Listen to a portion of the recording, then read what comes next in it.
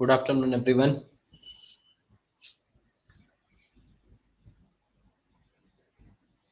चलिए, तो कल हम क्या कर रहे थे? कुछ होमवर्क भेजा था मैंने, कंप्लीट हो गया सबका?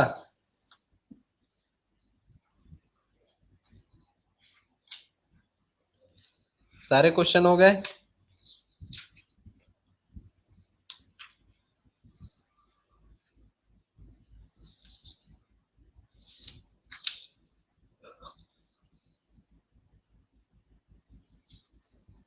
डाउट्स हैं?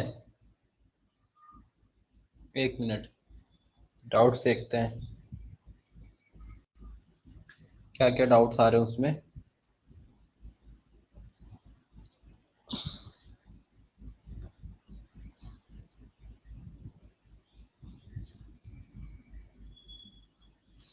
हाँ बताइए, तो कौन कौन से क्वेश्चन दिया था? क्वेश्चन दिया था 1 2 4 5 6 8 9 10 एंड 11 एंड 12। फर्स्ट हुआ? फर्स्ट हो गया क्वेश्चन? फर्स्ट सबका हो गया?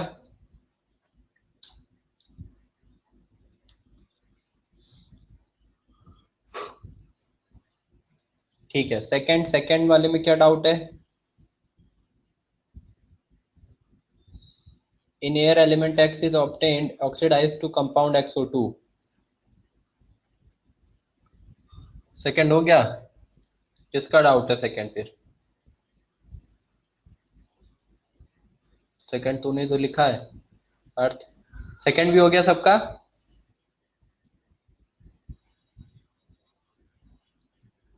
थर्ड डाउट है? थर्ड दिया ही नहीं था तो थर्ड डाउट कैसे है?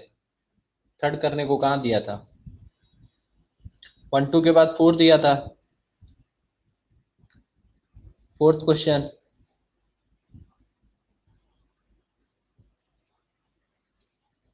फोर्थ डाउट है? फोर्थ में क्या डाउट है? फोर्थ तो सबसे इजी क्वेश्चन है, सबसे पहले होना चाहिए था। फोर्थ है naturally occurring boron consists of two isotopes whose atomic weight are this and then the atomic weight of natural boron is this, calculate the percentage। तो ये तो वैसा है परसेंट, जो हमने एटॉमिक वेट एवरेज एटॉमिक मास वाला formula पढ़ा था वही तो लगाना है। The atomic weight of natural boron, देखिए नेचुरल बोरॉन जो 10.81 दिया है, यानी वो एवरेज एटॉमिक मास, एवरेज एटॉमिक मास। और एवरेज एटॉमिक मास जो है वो कितना है? 10.81। 10.81 जो सेकेंड लाइन में बोला है, the atomic weight of natural boron, और बोल रहा है naturally occurring boron consist of two isotope whose atomic weight are this and this. तो एटॉमिक वेट M1 दिया है 10.01 और M2 दिया है कितना? 11.01। पूछ रहा है calculate the percentage of each isotope, तो इनका परसेंटेज निकालना है। तो इसका परसेंटेज अगर मैं मान लूं M1 का परसेंटेज ऑफ M1 X, तो दूसरे का परसेंटेज कितना हो जाएगा? 100 माइनस एक्स। जैसे एक 40% है तो दूसरा कितना होगा? 60%। एक 30% है तो दूसरा कितना होगा? 70%। सिमिलर वे में एक है x तो दूसरा 100 माइनस एक्स। तो आप इसको परसेंटेज बाय मोल निकाल लीजिए या परसेंटेज से कैलकुलेट कर लीजिए। तो एवरेज एटॉमिक मास का फॉर्मूला पढ़ा था, वही तो लगाना है, बस फॉर्मूला ही तो लगाना था इसमें। Average atomic mass is equal to क्या पढ़ा था हमने? N1 M1 N2 M2 divided by N1 plus N2। Average atomic mass की जगह 10.81 N1। तो ये जो परसेंटेज M1 जो होता था उसका परसेंटेज, ये N1 आ जाता था X। अगर आपको याद हो, जिससे हमने एवरेज एटॉमिक मास पे जो क्वेश्चन किए हैं, जिसको नहीं याद आ रहा है वो अपनी नोटबुक में देखिए। तो ये जो M1 था उसके साथ का N1 आ जाता था ये, और ये जो M2 होता था उसके साथ का ये N2 आ जाता था। तो M1 की जगह N1 की जगह N1, N1 की जगह हम रख देंगे X, वैल्यूज रख देते हैं। N1 की जगह हम रख देते हैं X, M1 10.01, N2 की जगह हम ले लेंगे 100 माइनस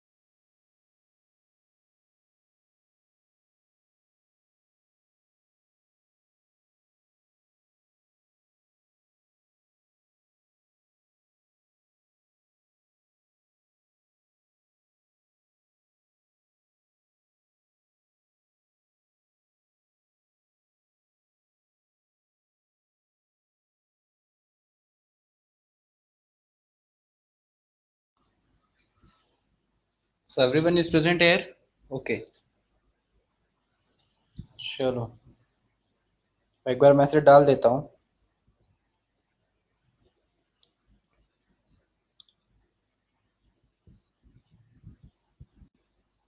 चलिए तो हम डिस्कशन कर रहे थे इस क्वेश्चन का। इस क्वेश्चन पे हमारे पास x जो ये एटॉमिक वेट दे रखा है, इस एटॉमिक वेट का परसेंटेज हमने x ले लिया था, दूसरे एटॉमिक वेट का परसेंटेज अपने आप 100 माइनस एक्स हो जाएगा।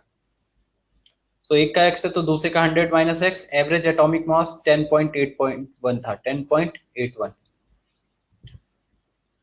तो ये देखिए, अब एवरेज एटॉमिक मास यहां से कैलकुलेट करेंगे, n1 m1 plus n2 m2 divided by n1 plus n2। तो x into 10.1 plus 100 minus x into n2 की वैल्यू साथ में m2 की value 11.01 divided by n1 plus n2 क्या हो जाएगा, x plus 100 minus x. So 10.81 will be equal to, ये हो जाएगा 10.01 x प्लस 100 इंटू 11.1 करेंगे तो कितना हो जाएगा, 1101 minus 11.01 divided by minus x plus x cancel, 100 इधर मल्टीप्लाई कर दो तो 1081, इधर आ गया 1101 और ये हो जाएगा इसके साथ x। अब 10.01 11.01 तो कितना आ जाएगा एग्जैक्टली 1, माइनस ओके तो माइनस x सीधा लिख सकते हैं, और इसको सॉल्व करेंगे तो x इधर लेके आ जाएंगे तो x पॉजिटिव हो जाएगा। when x will be positive 1101 minus 1081, तो ये कितना आ जाएगा 81 इंटू 2 यानी 20%। तो x की वैल्यू ये आ गई। x क्या था, परसेंटेज को रिप्रेजेंट कर रहा था, परसेंटेज ऑफ m1 x था, x की वैल्यू 20 आई है,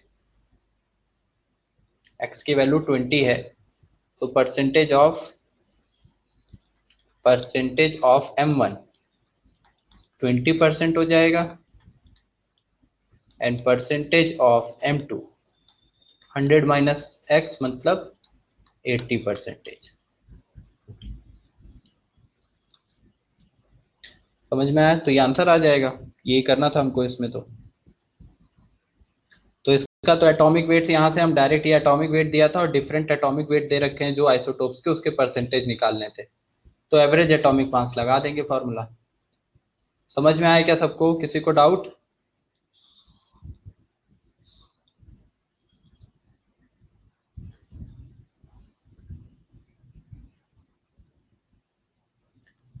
क्लियर? ओके चलिए, तो ये हो गया फोर्थ। तो फर्स्ट दिया था, सेकंड दिया था, फर्स्ट सेकंड आपका आंसर आ चुका है, फोर्थ आ गया। देन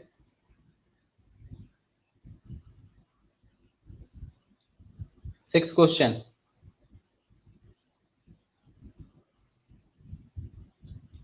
सिक्स्थ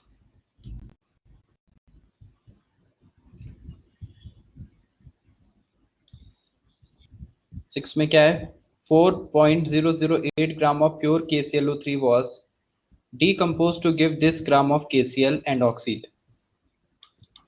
तो देखिए बोल रहा है KClO3 है, KClO3 कितना लिया गया, 4.008 ग्राम। इतना ग्राम KClO3 लिया और इस KClO3 को कन्वर्ट किया है KCl प्लस ऑक्सीजन में, और बोल रहा है 4.008 ग्राम KClO3 को डीकम्पोज करने पे आपको 2.438 ग्राम 2.438 ग्राम 2.438 ग्राम ऑफ KCl मिला है और बाकी बचा ऑक्सीजन मिलेगा। ये तो समझ ही आ रहा है। KCl समझ में आ गया, किससे KCl बना, ऑक्सीजन। अब आगे क्या बोल रहा है, व्हेन KCl वाज डिसॉल्व। अब ये जो KCl है जो कि हमें पहले स्टेप में मिला है, कितना 2.438 ग्राम, बोल रहा है when this KCl was dissolved in water and treated with AgNO3 solution, the result was a precipitate of AgCl। कुल मिला के AgNO3 के साथ ट्रीट किया गया है, वाटर में ऐड किया गया है, जो भी रिएक्शन हो रही है उसके बाद बोल रहा है कि उससे AgCl का प्रेसिपिटेट बन रहा है, and the result was a precipitate of AgCl weighing 4.687। तो ये बन रहा है 4.687 gram, 4.687 gram. Under further treatment AgCl was, अब जो AgCl मिला है इधर जो कि 4.687 ग्राम है, अगले लाइन में एक एक लाइन स्टेप वाइज देखिए। बोल रहा है नेक्स्ट लाइन में, under under further treatment AgCl was found to contain this gram of Ag। अब बोल रहा है अगर आप इस AgCl में से Ag निकालें तो उसमें Ag कितना प्रेजेंट होगा, 3.53। तो बाकी क्या प्रेजेंट होगा, Cl प्रेजेंट होगा, तो 531 ग्राम। What are the atomic weight of Ag, Cl and K relative to O? O का तो मास पता ही है, तो Ag का कितना होगा, Cl का कितना होगा एटॉमिक वेट, एंड K का कितना होगा। Ag का एटॉमिक वेट कितना होगा, Cl का कितना होगा, K का कितना होगा।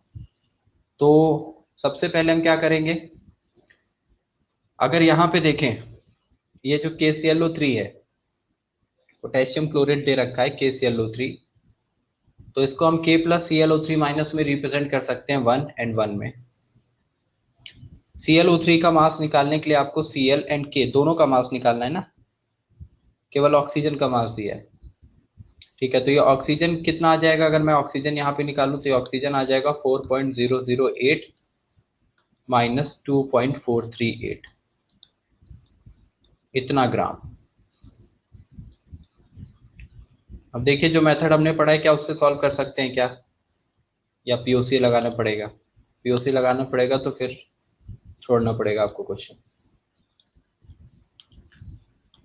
चलिए देख लेते हैं। तो KClO3 है, Cl कंजर्व है, आपके पास ये मास दिया हुआ है, ऑक्सीजन पता है, Cl का भी निकालना है, K का भी निकालना है, और Ag भी निकालना है। तो अगर इस स्टेप का यूज करेंगे सेकेंड स्टेप, तो उसके लिए आपको K पता चल जाएगा, K एंड Cl। इस मेथड से करेंगे तो थोड़ा लेंथी हो जाएगा, एंड Ag भी निकालना पड़ेगा। क्वेश्चन को अभी रहने दो, ये क्वेश्चन अभी रहने दीजिए, POC लगा के ही होगा। क्वेश्चन नंबर और कौन सा छोड़ा था मैंने आपको, थर्ड, थर्ड छुड़वाया था ना, हाँ। Question number third, question number third भी POC बेस्ड है, यहाँ भी POC लगा के होगा। प्रिंसिपल ऑफ एटम कंजर्वेशन, वो अभी आगे पढ़ेंगे, वो अभी अभी के लिए नहीं पढ़ना है, ये क्वेश्चन रहने दीजिए। ये जो कंसेप्ट हमने पढ़ा एटॉमिक वेट का उससे नहीं हो पाएगा, इसमें POC लगा के होगा, अभी वो पढ़ा नहीं है, वो आगे पढ़ेंगे तब हो जाएगा। तो 4 छोड़ा था मैंने, और 6 भी छोड़ दो, 4 छोड़ दो, 6 छोड़ दो, 7 तो छोड़ना ही है वैसे भी, 4 6 7, उसके बाद 8 9 10, 8, हाँ 8 हो जाएगा, 8 हो जाएगा, 9 हो जाएगा। ठीक है, ये POC लगा के करेंगे, हो जाएगा, बहुत सिंपल क्वेश्चन है, बट ये है कि अभी POC पढ़ा नहीं है तो इसलिए अभी उसको रहने देते हैं। अभी हमने जो मेथड पढ़े हैं केवल उसी पे काम करते हैं। तो एटॉमिक वेट में हमने क्या पढ़ा है, एटॉमिक वेट का भी नॉर्मल पढ़ा था हमने, एक डुलॉन्ग्स पेटिट लॉ, दूसरा क्लोराइड वाला, और तीसरा मेथड वो नॉर्मल कि किसी भी कंपाउंड को आप x into moles of y के फॉर्म में वो रिप्रेजेंट कर सकते हैं। तो अभी कौन सा डाउट है, 8th वन,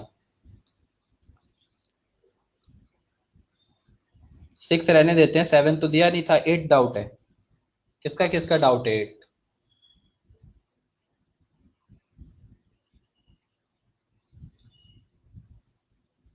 फिफ्थ, फिफ्थ भी डाउट है तनिष्क,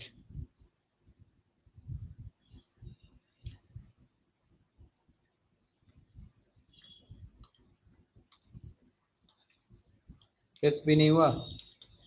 फिफ्थ में क्या है, in an experiment pure carbon monoxide was passed over, pure carbon monoxide was passed over red hot copper oxide. तो कार्बन मोनोऑक्साइड को अगर रेड हॉट कॉपर ऑक्साइड पे पास किया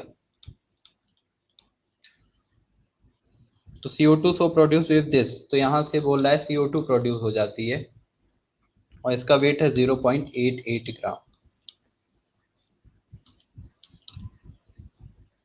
Weight CO2 so produced with 0. And the weight of copper oxide was reduced by this gram. एक minute. Red hot copper oxide CO2 so produced weight 0.88 gram and the weight of copper oxide was reduced by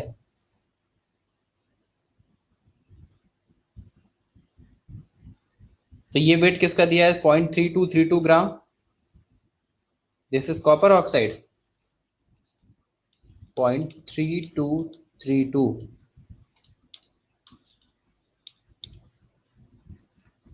0.3232। चलिए इसको reduce करा देते हैं।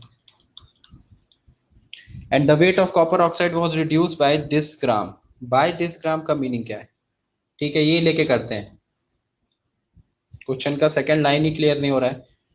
पहले line तो clear है कि कार्बन मोनोऑक्साइड को आपने कॉपर ऑक्साइड जो कि रेड हॉट है हीट किया तो कार्बन डाइऑक्साइड में कन्वर्ट होगा। बेसिकली ये ऑक्सीजन यहाँ से ले रहा है, कॉपर को अलग कर दे रहा है।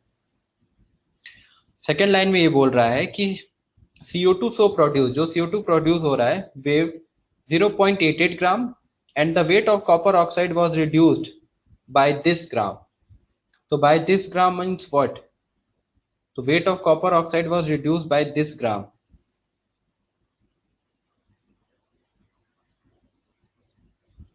बाय दिस ग्राम का मीनिंग क्या है? ये CO का मास दिया है या कॉपर ऑक्साइड का मास दिया है? 0.3232 ग्राम and the weight of copper oxide was reduced. Calculate the atomic weight of carbon.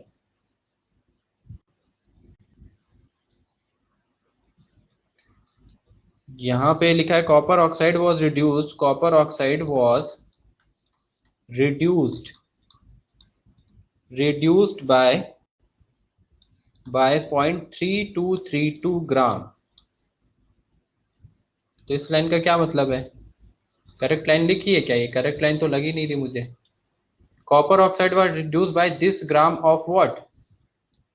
CO का मास दिया हुआ है एक, या कॉपर ऑक्साइड का मास है। और उसके पहले लाइन में लिखी है the weight of copper oxide was reduced, the weight of copper oxide was reduced by this gram.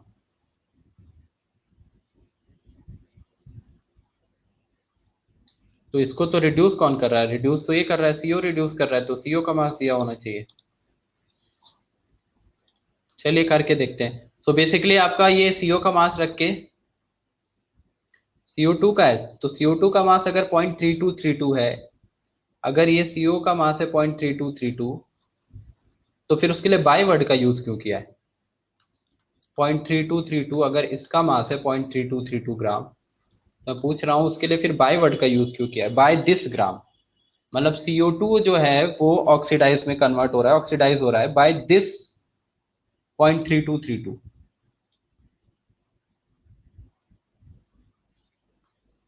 Question तो ये है ना।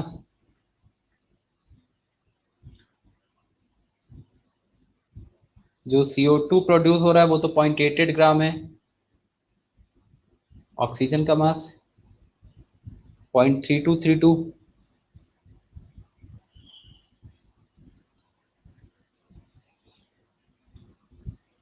CO2 so produced with this ग्राम। ये लाइन तो सीधा समझ में आ रही है। CO2 जो प्रोड्यूस हो रही है वो उसका मास है 0.88 gram. And next line and the weight of copper oxide was reduced. Copper oxide का जो वेट रिड्यूस हो रहा है by this gram, by this gram of what?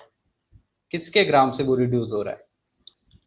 तो उसको तो CO ही रिड्यूस कर रहा है, तो इसका मतलब वो CO का दिया हुआ है कि the weight of CO reduce by the weight of copper oxide was reduce by this gram. तो CO का ही रखते हैं क्योंकि CO को रिड्यूस करने का काम कौन कर रहा है? CO कर रहा है। CO रिड्यूस कर रहा है तो ये CO का ही मास होगा बाय दिस ग्राम, क्योंकि बोल रहा है the weight of CO is reduce by this gram. By this gram means कि CO जो इसको रिड्यूस कर रहा है उसका मास। तो atomic weight of carbon calculate करना है। तो एटॉमिक वेट ऑफ कार्बन कैसे कैलकुलेट करेंगे? Atomic weight of carbon calculate करने के लिए क्या कर सकते हैं हम, मल्टीप्लाई करेंगे या पीओसी लगाएंगे? क्या हमारा डायरेक्ट मेथड से होगा? अगर डायरेक्ट मेथड हम यहाँ पे यूज कर रहे हैं तो CO2 इंटू 1, कार्बन पे पीओसी फिर से लगाना पड़ जाएगा। 1 into mole of carbon is equal to 2 into mole of carbon. POC लगा के आएगा mass divided by molecular mass carbon x, यहाँ 2 इंटू CO2 का जो मास होगा, इसके लिए भी पीओसी करना पड़ेगा, डायरेक्ट नहीं आएगा। इसको भी आपको छोड़ना ही पड़ेगा, क्वेश्चन नंबर 5 भी। क्वेश्चन नंबर 5 भी आपको छोड़ना पड़ेगा, पीओसी से ही होगा। थर्ड वाला हो गया था सबका, थर्ड वाले में पीओसी नहीं लगाया है ना?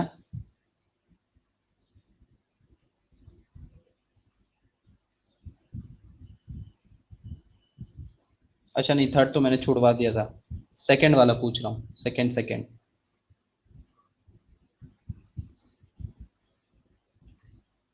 तो 1 gram of x react with this gram of oxygen, हाँ वो तो डायरेक्ट हो गया होगा। सेकंड तो इजी है, फर्स्ट भी हो गया होगा। थर्ड में आपका पीओसी लगेगा, फोर्थ हो गया। फिफ्थ में भी आपको पीओसी लगाना पड़ेगा, principle of atom conservation. Carbon को कंजर्व करके क्वेश्चन करना ही पड़ेगा। अभी रहने दीजिए, अभी पीओसी ने स्टार्ट किया है तो आपका ये क्वेश्चन भी नहीं हो पाएगा। फिफ्थ वन, पहले तो उसकी लाइन क्लियर नहीं हो, लाइन क्लियर भी होगी तो भी अगर ये सीओ का मास रख रहे हैं तो भी आपको पीओसी लगाना पड़ेगा, क्योंकि जितने मेथड अभी एटॉमिक वेट के पड़े उनसे होगा नहीं है। तो अभी इसको रहने दो, फिफ्थ रहने दो, सिक्स भी रहने दो, और कौन सा है, सेवन तो करना नहीं है, सेवेंथ भी नहीं हो पाएगा। एट्थ वन हो गया, ये तो आ गया होगा आंसर, मेटल क्लोराइड वाला है, ये तो करवाया था, पढ़ाया था। एट्थ वन हुआ क्या?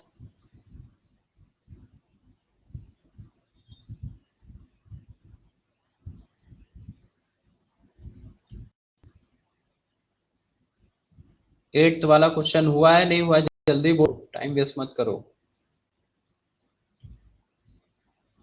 वॉलेटाइल मतलब जो वेपर फेज में गैसेस स्टेट में कन्वर्ट हो जाएगा। तो वेपर डेंसिटी इसमें दे रखी है, vapour density of a metal of a volatile chloride of a metal. तो vapour density of a metal chloride, vapour density of a metal chloride is 74.6। If the specific heat of the metal, specific heat भी दिया है,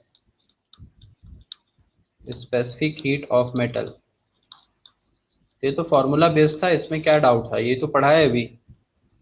0.55।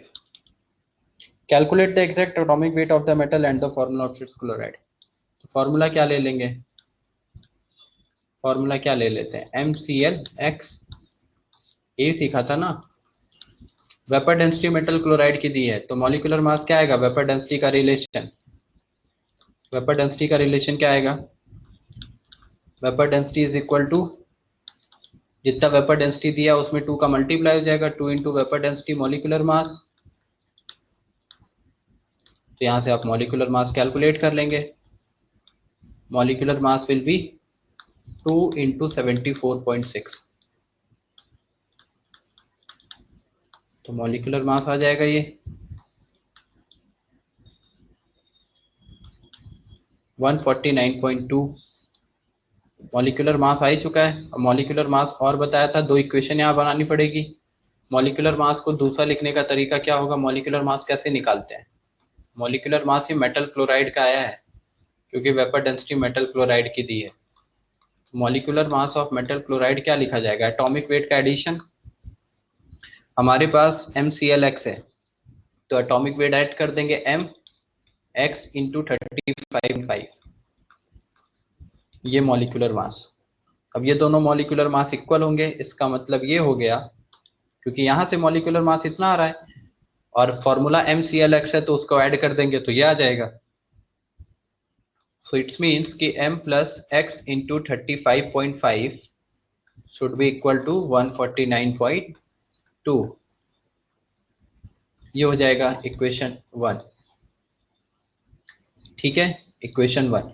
उसके बाद क्या करना है, specific heat दिया है तो स्पेसिफिक हीट ऑफ मेटल, तो बताया था specific heat into atomic weight, specific heat into atomic weight कितना इक्वल हो जाएगा 6.4। 6.4 तो स्पेसिफिक हीट 0.55 है तो atomic weight of metal m निकल जाएगा।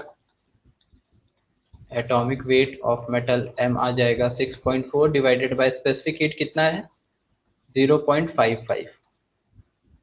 तो यहाँ से एटॉमिक वेट m की वैल्यू आ जाएगी, इसको डिवाइड कर लो 6.4 डिवाइड बाय 0.55 और ये m की वैल्यू इस इक्वेशन में उठा के रख दो जो इक्वेशन बनाई है। इस इक्वेशन में रख दोगे तो x आ जाएगा, आंसर आ जाएगा, m भी आ जाएगा, x भी, m यहाँ से आ जाएगा, x यहाँ से आ जाएगा, sorry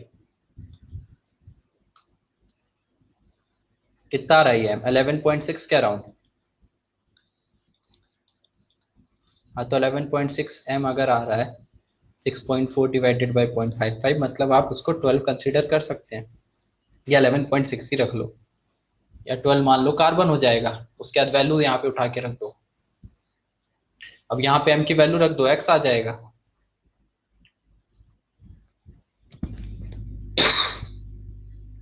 done,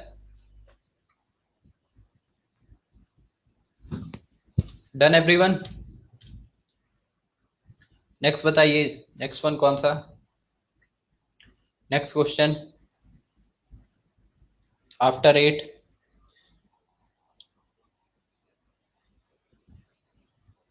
after 8 9 10 11 12, question number 12 ये आगे कर लीजिएगा, वैल्यूज रखना है, आंसर आएगा।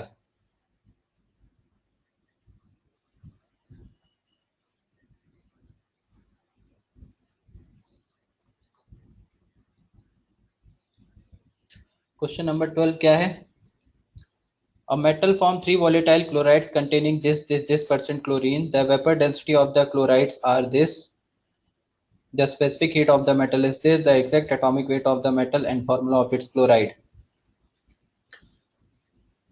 The specific heat of the metal, specific heat metal की पता है तो उससे एटॉमिक वेट मेटल का आ जाएगा। फिर वेपर डेंसिटी ऑफ क्लोराइड से रखा है तो सबके मॉलिक्यूलर मास आ जाएंगे।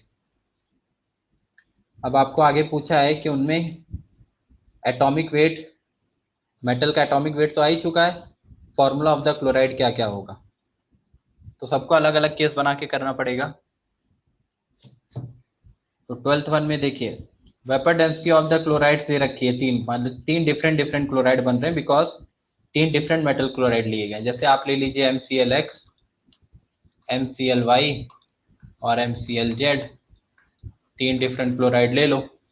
उसके बाद फॉर MClX पहले क्लोराइड वेपर MClX, जैसे अभी क्वेश्चन किया है, जो अभी क्वेश्चन किया है वो एक क्लोराइड के लिए किया था, तो इस क्लोराइड के लिए MClX के लिए वेपर डेंसिटी दी है, वेपर डेंसिटी कितनी दे रखी है 74.6, 74.6 दे रखी है, दिस 74.6। तो मॉलिक्यूलर मास आ जाएगा, मॉलिक्यूलर मास कितना आ जाएगा 2 इंटू वेपर डेंसिटी, तो 2 इंटू 74.6, ये मॉलिक्यूलर मास आ गया मेटल क्लोराइड का। तो मॉलिक्यूलर मास को हम कैसे लिख देंगे, m plus molecular mass formula क्या है MClX लिया है तो m plus x into 35.5 will be equal to 2 into 74। जैसे अभी क्वेश्चन कराया था सेम वही सारे स्टेप करने हैं, कुछ भी डिफरेंट नहीं करना है 12th में। ये हो गई इक्वेशन 1। अब उसके बाद साथ साथ में आपको स्पेसिफिक हीट भी दे रखी है, स्पेसिफिक हीट ऑफ मेटल 0.0505। तो स्पेसिफिक हीट अगर दिया हुआ है तो स्पेसिफिक हीट ऑफ मेटल ये कितना है 0.055। तो बताइए एटॉमिक वेट क्या आ जाएगा, एटॉमिक वेट निकालेंगे, atomic weight into specific heat, into specific heat will be equal to 0.055. तो एटॉमिक वेट तो आ ही जाएगा, सॉरी दिस वन इज 6.4, यहाँ 6.4 आएगा ना, अभी तो वैल्यू रखेंगे। तो एटॉमिक वेट कितना आ जाएगा, atomic weight of metal 6.4 divided by 0.055, ये आ गया। यहाँ से एटॉमिक वेट निकाल लेना, एटॉमिक वेट आ जाएगा तो m की वैल्यू आ जाएगी 6.4 डिवाइडेड बाय 0.055। अब ये m आ गया तो क्या करेंगे, m आ चुका है तो उसकी वैल्यू यहाँ रख देंगे, तो x निकाल लेंगे फ्रॉम इक्वेशन फर्स्ट। m आ चुका है ना, तो m की वैल्यू उठा के अब इस इक्वेशन में रख देंगे और x निकाल लेंगे यहाँ से, तो पहला क्लोराइड आ जाएगा। यही स्टेप आपको 3 बार करना है, क्योंकि 3 अलग अलग क्लोराइड है, तीनों की वेपर डेंसिटी अलग अलग दी है, तो सबकी वेपर डेंसिटी एक एक करके रखना है और हर केस में अलग अलग फॉर्मूला बनेगा। तो एक बार आपको x निकालना है, एक बार आपको y निकालना है, एक बार आपको z निकालना है। समझ में आया क्या 12th 1? जो चीजें हमने पढ़ रखी है उसी पे बेस्ड है। कल की क्लासेस में जैसे क्वेश्चन किए, अभी जो क्वेश्चन किया था वैसा ही है। किसका डाउट था 12th? साक्षी, साक्षी समझ में आया क्या? ओके, क्लियर है ना? सेम ऐसे ही करना है। तो m की वैल्यू आपके पास आ जाएगा, m आ जाएगा,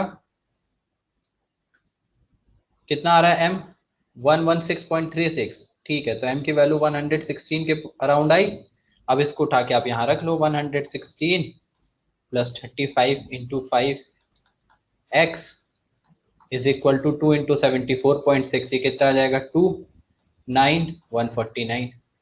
और यहाँ से x की वैल्यू आपको निकालनी है, तो 35.5 और 149.2 116, अगर माइनस करेंगे तो ऑलमोस्ट 35 पॉइंट समथिंग के अराउंड ही आएगा, और x की वैल्यू आ जाएगी 1। तो पहला क्लोराइड क्या हो जाएगा, फर्स्ट मेटल क्लोराइड जिसको हमने MClX लिया था, फर्स्ट मेटल क्लोराइड जिसको हमने MClX लिया था वो क्या बन जाएगा, ओनली MCl, क्योंकि x की वैल्यू आ गई है 1। पहला फॉर्मूला तो MClX हो गया। अब यही सेम चीज दूसरे के लिए करनी है, क्योंकि दूसरे की वेपर डेंसिटी दे रखी है अलग, और वो कितनी दे रखी है दूसरे की वेपर डेंसिटी, दूसरे की वेपर डेंसिटी है 92.9। वो वैल्यू रख के आपको निकालना है x की वैल्यू क्या आती है, मतलब ये y की, दूसरे के लिए हमने MCl y लिया है तो y की वैल्यू क्या आती है। समझ में आया ना? तो वहां से सॉल्व करना है और आंसर निकालना है।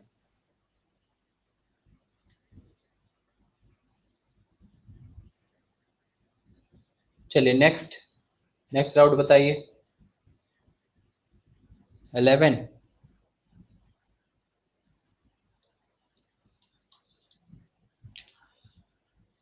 क्या बोल रहा है, 0.096 gram standing this gives this ml of its vapor at this temperature and this pressure if the chloride contain this percent of chlorine and 10 has the valency equal to 4।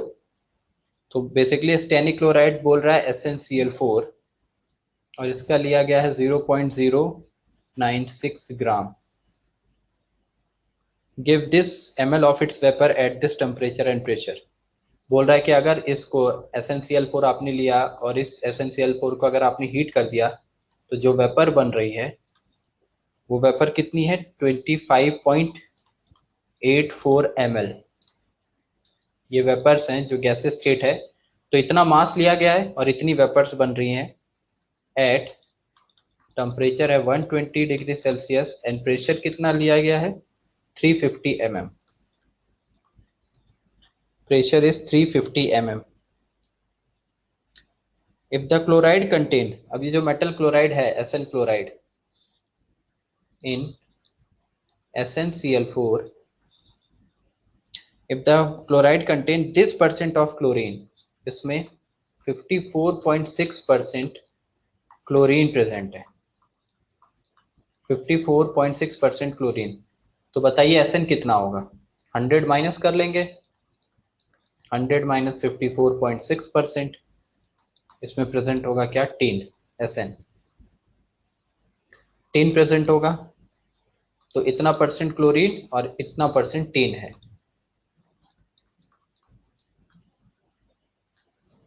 And tin has the valency equal to 4, what will be the atomic weight of tin? तो atomic weight कितना होगा tin का?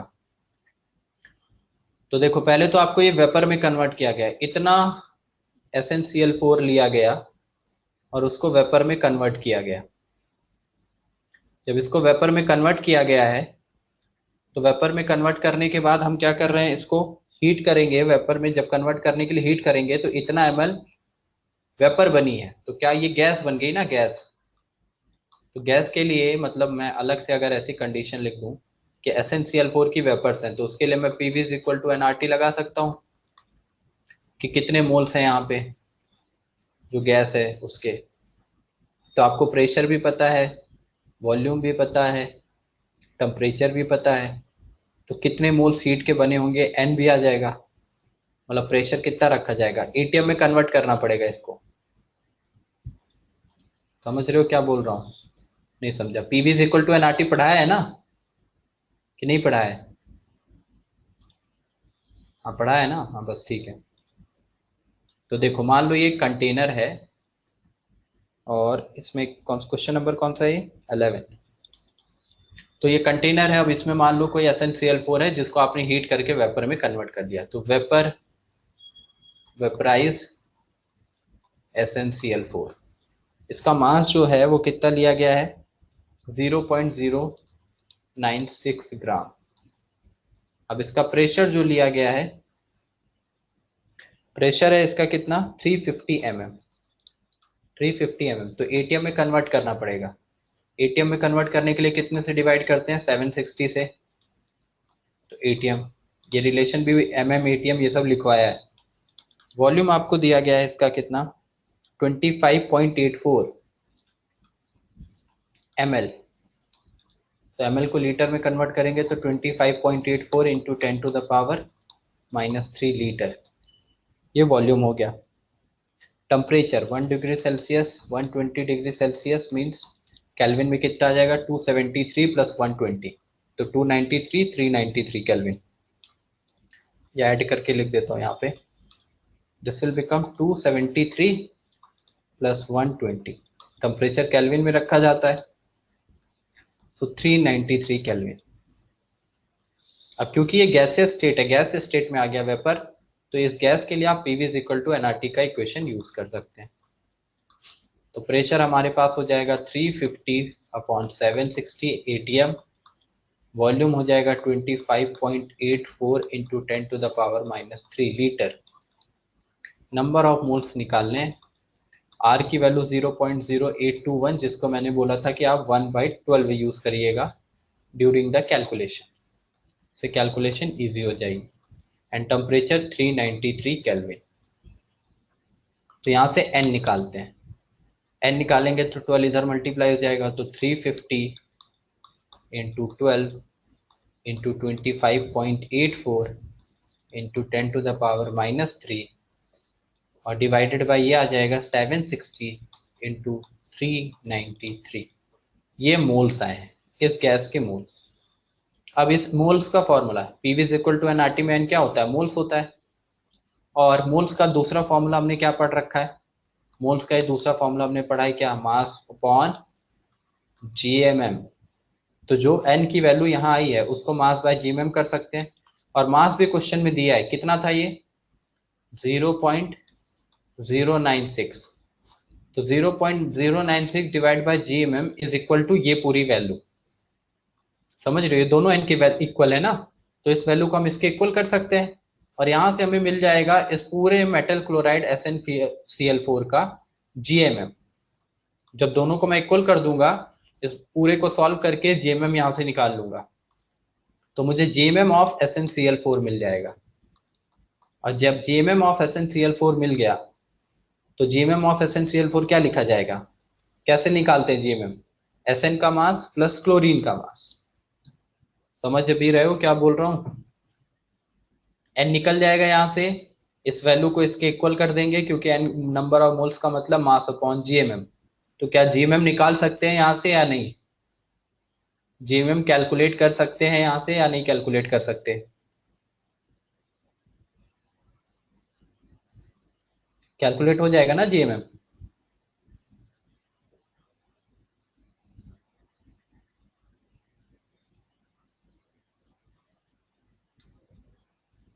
ना, दोनों को equal करना है, ये भी n नंबर ऑफ मोल्स है और नंबर ऑफ मोल्स का दूसरा फॉर्मूला मास बाय जीएमएम, मास दिया ही है तो इन दोनों को इक्वल कर देंगे तो जीएमएम आ जाएगा। दोनों को इक्वल करके, दोनों को इक्वल करके सॉल्व करेंगे, जीएमएम निकालेंगे वहां से। अब मान लो जीएमएम आ गया कुछ, मैं स्लाइड चेंज कर रहा हूँ, नोट कर लीजिएगा। मैं हाइपोथेटिकली बता रहा हूँ कि हम SnCl4 के लिए कर रहे हैं। अब SnCl4 के लिए आपके पास जीएमएम मान लो वो लाइन सॉल्व करके आपके पास वैल्यू आ गई 200। तो जीएमएम कैसे निकालते हैं? अब Sn का एटॉमिक मास तो आपको पता नहीं है, वही तो निकालना है। तो जीएमएम कैसे निकाला जाता है? जीएमएम सबके मास को ऐड करके निकाला जाता है। तो Sn का मास रख दिया जाएगा x प्लस क्लोरीन है 4, तो 4 इंटू 35.5, यही करेंगे ना। तो जीएमएम सबके एटॉमिक मास को ऐड करके निकाला जाता है, सबका मास रख दिया इज इक्वल टू 200। ये 200 कहाँ से आया? ये अभी मैं हाइपोथेटिकली ले रहा हूँ, लेकिन ये अभी हम सॉल्व करेंगे, जो लास्ट स्लाइड था उसको सॉल्व करेंगे तो यहाँ जाएगी ना जीएमएम की वैल्यू। तो वही जीएमएम की जो भी वैल्यू आ रही है उसको इसके इक्वल कर देंगे, वहां से x आ जाएगा। और x क्या हो जाएगा? Atomic weight of Sn। x will be atomic weight of Sn। समझ आया क्या क्या करना है? पहले जीएमएम निकालेंगे, लास्ट लाइन जो थी इक्वल करके, जीएमएम आ गया है तो बस उसको ऐड करके यहाँ पे इक्वल कर देंगे। क्योंकि SnCl4 है तो Sn का हमने मास ले लिया x, और Cl4 के लिए 4 into 35.5 which will be equal to 200। देखिए आपको पहले ही बताया था कि अभी बेसिक पढ़ रहे हैं, सब लोग ध्यान से पढ़िए। एक बार बेसिक्स क्लियर हो जाएंगे तो फिर क्वेश्चन थोड़े लेंथी होते जाएंगे। अभी भी एकदम स्टार्टिंग ही है, अभी हमने एकदम छोटा सा टॉपिक एटॉमिक वेट उठाया है।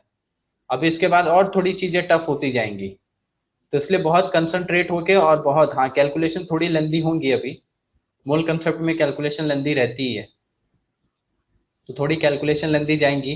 तो कैलकुलेशंस की प्रैक्टिस भी हो जाएगी आपकी, और चीजें क्लियर अगर आपको रखनी है तो जो चीजें बताई जा रही है उनको ध्यान से पढ़िए, ध्यान से समझिए, नहीं आगे फिर अभी सबको बहुत डाउट आएगा। ठीक है, तो यहां से आपका एटॉमिक वेट आ जाएगा Sn का। सॉल्व करिएगा, कैलकुलेशन थोड़ी लेंदी है बट हो जाएगी।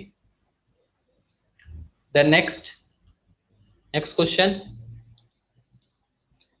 नेक्स्ट क्वेश्चन क्या है?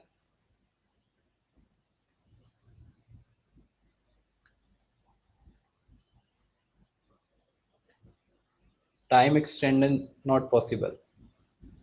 जो भी आपके बचे हुए क्वेश्चन है 9 10 कहाँ तक दिया था आपको? 12 तक ही दिया था ना? 12 तक ही दिया था। 13 14 15 ये सब आइसोमॉर्फिज्म पे बेस्ड है। 13 15 तो कल की क्लास में हम आइसोमॉर्फिज्म पढ़ेंगे, और फिर उस पे बेस्ड को करेंगे 13 14 15। तो ये हो जाएगा हमारा उससे पीओसी बेस्ड जो क्वेश्चन है। कौन कौन से क्वेश्चन मैंने आपको छोड़ने को बोले? क्वेश्चन नंबर 3 4 5 ना, ये सब प्रिंसिपल ऑफ एटम कंजर्वेशन से होंगे। Principle of atom conservation POAC 3 4 5 6 भी इवन 3 4 5 6 नहीं 4 तो हो गया है, 3 5 6 ये क्वेश्चन अभी छोड़ दीजिए, अभी हम आगे पढ़ेंगे POC principle of atom conservation, तो ये सारे क्वेश्चन हो जाएंगे, इसकी टेंशन मत लो। बुक का डिस्कशन बाद में करते हैं, अभी क्लास है, ठीक है, बाद में बात करते हैं।